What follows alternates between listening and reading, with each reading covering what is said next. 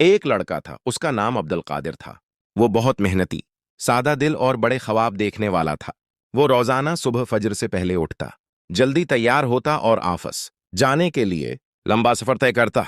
रास्ते में लोग सूते रहते, मगर उसकी आंखों में नींद नहीं। ख्वाब जाग रहे होते थे। ऑफिस में उसकी पोस्ट आम सी थी। तनख्वाह भी ज्यादा नहीं थी, लेकिन उसका रवैया गैर मामूली था। जहां बाकी लोग सिर्फ ड्यूटी पूरी करते, वहां अब्दुल कादिर काम को जिम्मेदारी नहीं, अमानत समझता था। लोग उसका मजाक भी उड़ाते। इतनी मेहनत करके क्या मिलना है? वो मुस्कुरा कर कहता, आज नहीं तो कल अल्लाह मेहनत जाया नहीं करता। वो हर रोज कुछ नया सीखता। लंच ब्रेक में मोबाइल चलाने के बजाय उसकल सीखता, नोट्स बनाता, अपने आप को बेहतर करता।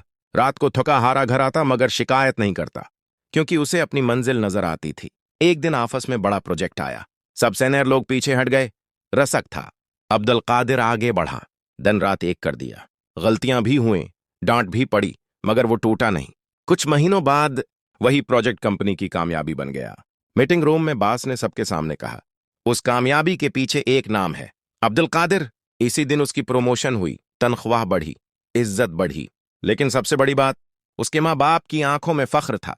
अब्दुल कादिर ने साबित किया, अहम किस्मत लिखी नहीं मिलती, किस्मत मेहनत से लिखी जाती है।